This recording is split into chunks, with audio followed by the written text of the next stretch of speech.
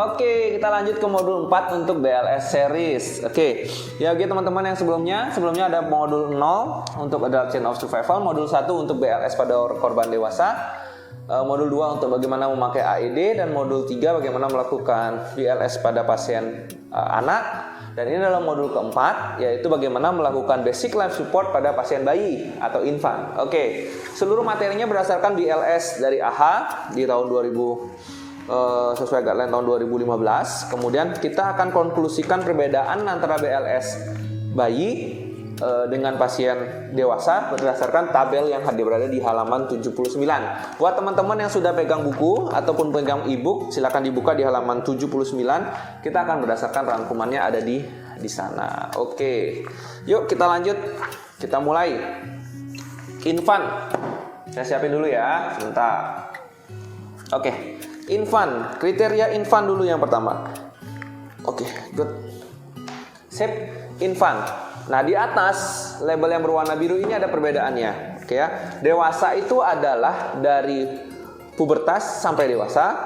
Anak-anak adalah umur 1 tahun sampai pubertas, sedangkan infant atau bayi adalah dari umur di bawah 1 tahun. Kecuali tidak termasuk yang namanya newborn. Newborn memiliki guideline yang berbeda. Jadi namanya infant atau bayi adalah di bawah 1 tahun. Oke, kita mulai ya langkah-langkahnya, kita sesuaikan dengan langkah-langkah yang berada pada pasien dewasa. Pertama, kalau ada bayi kolaps, yang pertama adalah pastikan lingkungannya aman. Aman buat siapa? Tetap selalu untuk diri sendiri, untuk lingkungan, dan juga untuk korban. Oke, yang pertama adalah pastikan aman. Ketika sudah aman, langkah kedua yaitu cek respon. Cek respon pada dewasa dan anak-anak adalah ditepuk di bahu. Tapi kalau untuk bayi, yang dilakukan adalah dengan menepuk kaki. D. Ini adalah mengecek respon pada bayi. Oke, good.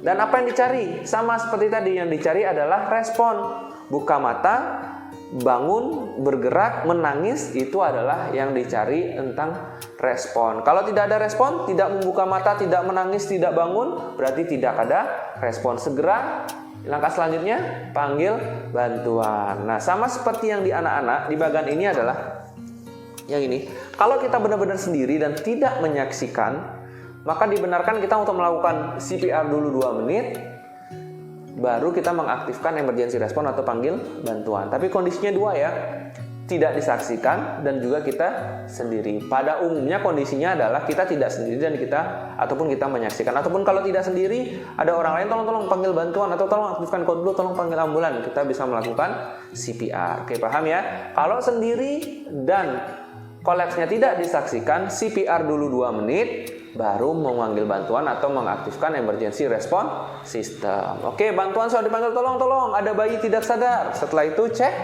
cek nadi. Nah, di sini bedanya. Nadi yang dicek adalah nadi di brachial. Cek nadi di brachial dan lihat pergerakan dada. Yang dicari ada 2. Apakah ada nadi, apakah ada nafas. Selama 5 sampai 10 detik. Cek nadi. 1 2 3 4, 5, 6. Tidak ada nadi, tidak ada nafas. Aktifkan emergency response system dan ambil AED.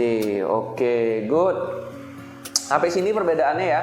Kalau pada bayi, cek respon di kaki, cek nadi di brachial. Itu perbedaannya. Oke. Kemudian aktifkan emergency response, sudah diaktifkan, kita melakukan sequence-nya sama. CAB, kompresi. Nah, oke. 1. Lokasi push heart, lokasinya di mana? Di atas tulang dada, just below the nipple line.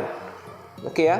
Kalau yang dewasa sama anak-anak kan di atas tulang dada, lower half of the breastbone. Tapi kalau ini adalah in the center of the chest, di atas tulang dada, just below the nipple line. Oke. Tangannya, posisi tangan. Kalau satu penolong, kita melakukan kompresi dengan dua jari di atas tulang dada, just below the nipple line. Kita melakukannya dengan dua jari. Ini harus duduk, agak susah soalnya ya. Oke. Di atas tulang dada, sejajar di atas tulang dada, just below the nipple line, 2 jari lakukan kompresi. 1, 2, 3, 4, 5, 6, 7, 8, 9, 10, 11, 12, 13, 14, 15, 16, 17, 18, 19, 20, 21, 22, 23, 24, 25, 26, 27, 28, 29, 30. Oke ya. Kalau masih satu penolong begitu. Berarti 2 jari di atas tulang dada just below the nipple line. Oke ya. Kemudian dengan 2 jari sebanyak 30 kali kompresi. Oke ya.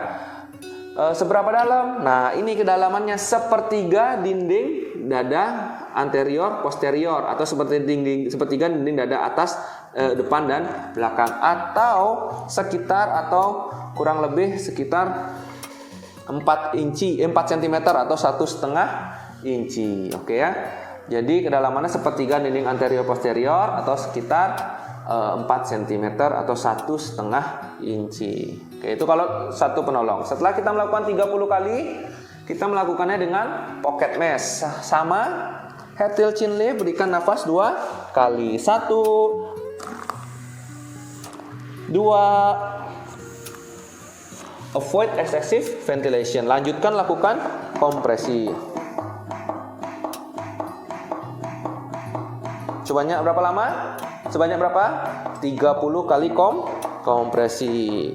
25, 26, 27, 28, 29, 30. Lakukan 2 kali nafas. 1, jeda, 2, sampai visible chest rise atau dadanya mengembang. Itu untuk satu penolong. Nah, kalau sudah datang 2 penolong datang, yang kedua sudah datang bawa BVM.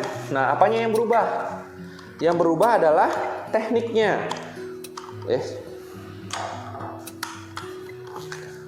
Oke, yang berubah adalah tekniknya. Sebelumnya dengan 2 jari, kalau sudah 2 penolong, yang berubah menjadi 2 ibu jari, yang lain tangannya encircle atau melingkar. Jadi 2 ibu jari lokasinya sama, yang lainnya melingkar di belakang. Kita melakukan pertolongan kompresi dengan posisi seperti ini.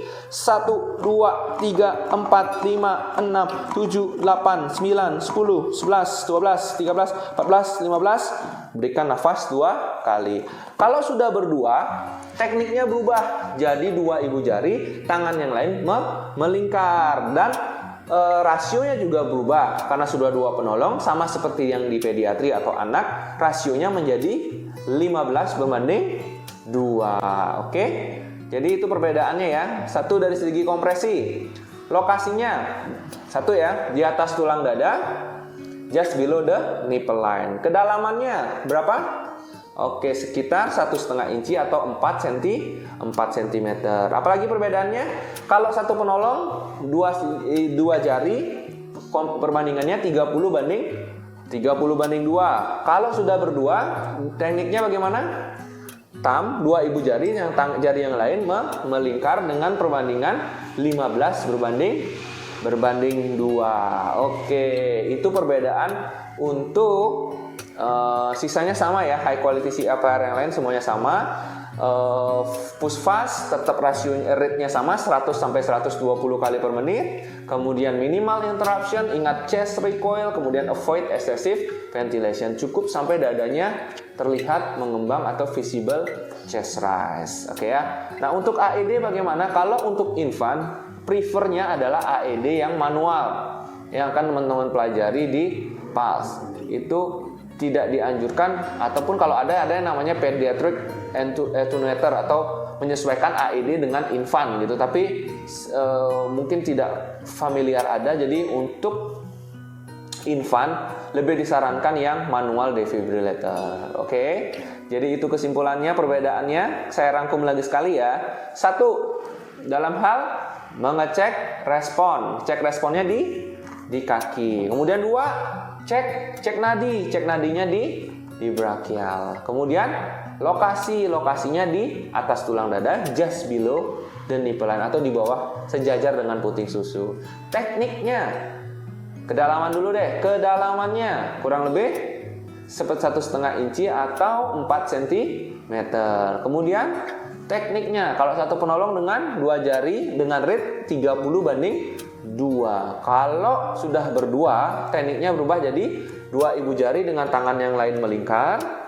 Triknya berubah menjadi 15/2. Oke, itu adalah rangkuman untuk perbedaan BLS pada bayi dibandingkan juga pada BLS dewasa. Semoga bermanfaat. Terima kasih sudah menyelesaikan modul untuk Basic Life Support Series. Thank you.